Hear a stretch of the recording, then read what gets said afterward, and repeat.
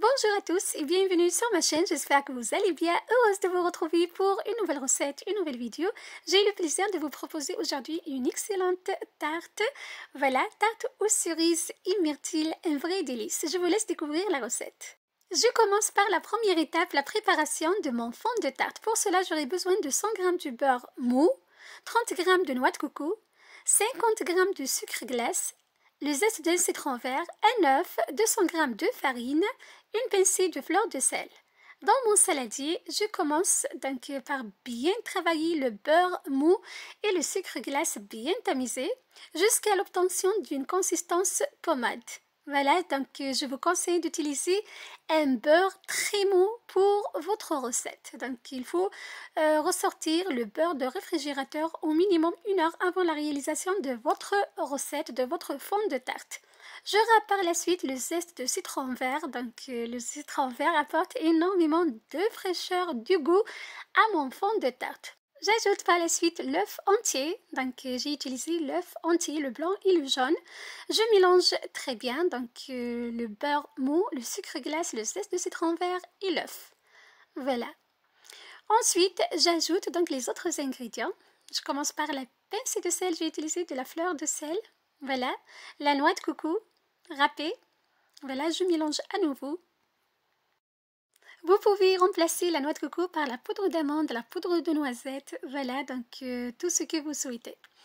Voilà, donc je mélange à nouveau, donc la noix de coco et le zeste de citron vert, c'est une parfaite alliance. J'ajoute par la suite la farine en 2 fois.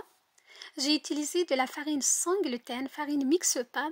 Voilà, à l'aide des bouts des doigts, je commence à bien incorporer la farine à la préparation précédente. Donc je vous conseille de travailler la pâte sans la pétrir. Donc il faut incorporer la farine juste avec les bouts des doigts. Surtout si vous utilisez la farine du blé, donc farine avec gluten pour votre fond de tarte. D'ailleurs, je vous conseille d'utiliser des farines sans gluten pour les fonds de tarte, sont vraiment meilleurs. Vous allez obtenir des fonds de tarte friables et magnifiques. Voilà.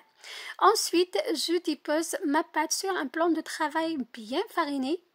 Voilà, donc je récupère toute la pâte à l'aide de ma paume de la main, comme vous voyez. Je fais 2 à 3 mouvements comme ceci et c'est bon, je ramasse ma pâte. Donc il ne faut jamais la pétrir, il faut juste la travailler délicatement. Je forme par la suite une boule, comme vous voyez.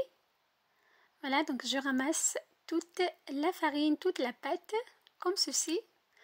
Voilà, donc je vous ai partagé ma façon de préparer les fonds de tarte sans gluten en détail. Donc c'est une recette vraiment excellente. Voilà, vous allez obtenir un fond de tarte friable, un fond de tarte plein de goût, bien parfumé, au zeste de citron vert et la noix de coco. Voilà, je disais tout à l'heure, vous pouvez remplacer la noix de coco par donc, la poudre d'amande ou la poudre de noisette. Ma pâte est prête, comme vous voyez, elle est très tendre. Je l'ai mis dans un sac alimentaire. Voilà, vous filmez votre pâte avec un film alimentaire ou tout simplement dans un sac de congélation. Je mets au frais au minimum 1 heure. L'idéal est de réaliser donc, votre fond de tarte la veille pour le lendemain. Voilà, donc vous donnez le temps de repos à votre pâte. Ici, après donc 1 heure au frais, je ressors ma pâte de réfrigérateur. Je l'étale entre 2 papiers sulfurisés. Je vous conseille d'étaler votre pâte entre 2 papiers sulfurisés pour qu'elle ne colle pas. Donc, premièrement, à votre rouleau. Deuxièmement, c'est vraiment facile à l'étaler comme vous voyez. Voilà, ça prend pas donc beaucoup de temps, vous l'étalez correctement et vous allez obtenir un fond de tarte lisse. Voilà, ensuite je vais donc foncer le fond de tarte dans mon moule à tarte. Voilà, donc vous utilisez le moule à tarte que vous souhaitez pour votre recette ou bien des petits moules si vous souhaitez également un cercle. Voilà, un carré, c'est à vous de voir, donc à vous de choisir le moule que vous voulez pour votre tarte, pour votre recette. Voilà, donc je garde toujours le papier sulfurisé et je fonce mon fond de tarte dans le moule.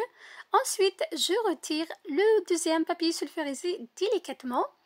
Voilà, je retire également l'excès de pâte. Je le mets de côté comme vous voyez. J'ajuste très bien mon fond de tarte en ajoutant des morceaux, voilà, donc les morceaux de tarte récupérés ou bien les morceaux de pâte récupérés, voilà, comme ceci. Donc j'essaye de bien égaliser, de bien foncer mon fond de tarte dans le moule. Voilà, c'est vraiment très facile. Comme c'est une pâte friable, une pâte donc vraiment magnifique, je vous conseille de suivre mes conseils. Je vous ai partagé tout en détail pour avoir un fond de tarte magnifique, un fond de tarte parfait pour vos recettes, pour vos tartes, vos différentes tartes.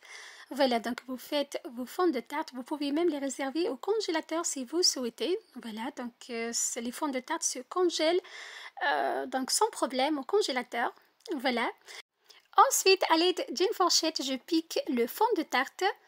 Voilà, donc je pique comme ceci pour empêcher à ma pâte de gonfler à la cuisson dans le four. Je mets au congélateur 20 minutes ou bien au réfrigérateur 1 heure avant de la mettre au four à 180 degrés pour un quart d'heure voire 20 minutes. Donc quand vous voyez que votre fond de tarte est bien doré, il est prêt pour le garnir comme vous souhaitez avec donc les crèmes et les fruits que vous souhaitez.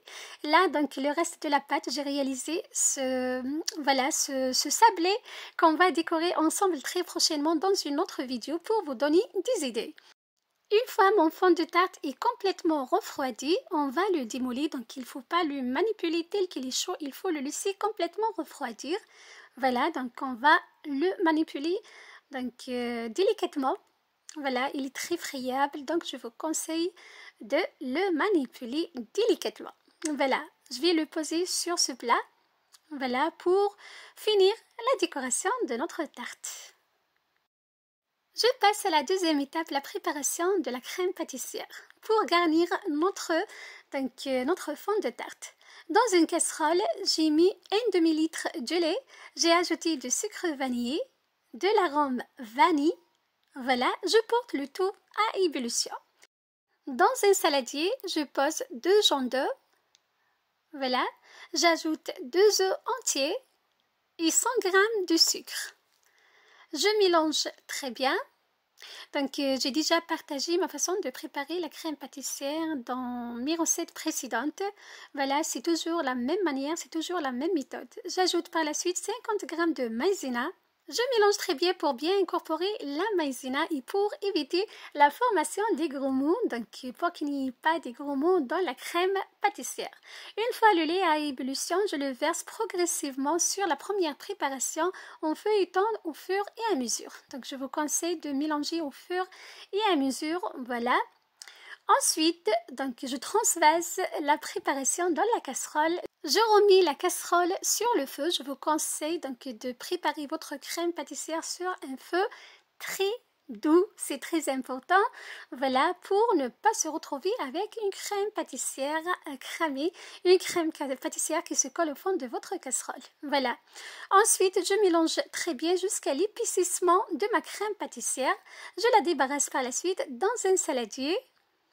Voilà, une fois donc la crème pâtissière est épaisse, ça prend environ 10 minutes. Donc c'est très important de respecter le temps de cuisson de votre crème pâtissière pour obtenir un meilleur résultat. Donc je vous partage tout et je vous dis tout. Il suffit juste de suivre et de refaire la recette comme je vous la propose pour obtenir les mêmes résultats, le même goût que la recette ou bien la crème pâtissière que je vous propose. Ensuite, j'ai bien travaillé la crème pâtissière hors de feu à l'aide toujours de mon fouet pour bien détendre donc ma crème. Voilà, donc pour diminuer un peu sa chaleur, j'ajoute par la suite le beurre, donc 60 g du beurre que j'ai coupé en petits morceaux. J'incorpore le beurre très bien à ma crème pâtissière. Je râpe par la suite le zeste d'un citron vert pour plus de fraîcheur, plus de goût. C'est facultatif, voilà. Comme on a mis de l'arôme vanille, vous pouvez ne pas rajouter le zeste de citron. Voilà, comme moi j'adore le zeste de citron vert, j'ai rajouté donc j'ai râpé le zeste d'un citron vert. C'est vraiment facultatif. Je filme au contact d'un film alimentaire, je mets au frais au minimum 1 heure voire 2 heures. L'idéal est de réaliser la crème pâtissière la veille pour le lendemain. Le lendemain, je ressors ma crème pâtissière du réfrigérateur, je la mets dans une poche à douille pour faciliter le garnissage de ma tarte.